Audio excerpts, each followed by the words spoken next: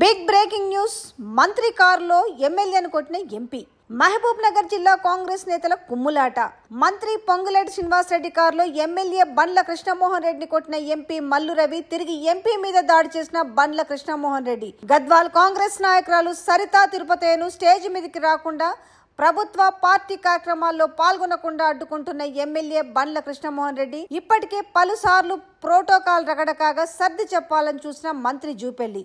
ఇటీవల భూభారతి రైతు అవగాహన సదస్సులో గొడవ కాగా మంత్రి పొంగులేటి కారులో గన్మెన్లను దించేసి ఎంపీ మల్లు రవి ఎమ్మెల్యే బండ్ల కృష్ణమోహన్ రెడ్డితో వెళ్ళగా ఓడిపోయిన సరితా తిరుపతిని ఎలా ఎంకరేజ్ చేస్తారంటూ వాదనకు దిగిన బండ్ల కృష్ణమోహన్ రెడ్డి కోపంతో ఊగిపోయిన బండ్ల కృష్ణమోహన్ రెడ్డి చెంప మీద కొట్టిన మల్లు రవి తానేం తక్కువ తినలేదంటూ ఎంపీ మీద దాడి చేసిన ఎమ్మెల్యే బండ్ల.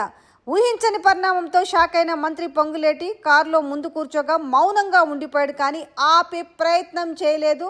సో బయటకు వచ్చినవి కొన్ని గొడవలైతే బయటికి రాని గొడవలు ఎన్నో. కాంగ్రెస్ కుమ్ములాటలతో ఇప్పటికే కార్యకర్తలు వీళ్ళని నమ్ముకున్న వాళ్ళంతా కూడా సతమతమవుతున్న నేపథ్యం కనిపిస్తుంది. ప్రోటోకాల్ వివాదాలు చాలా దారుణంగా బయటకు వస్తున్న నేపథ్యం ఏకంగా మంత్రి కారులో ఎమ్మెల్యేని ఎంపీ కొట్టిండ్రనే వార్త ఇప్పుడు వైరల్గా మారింది.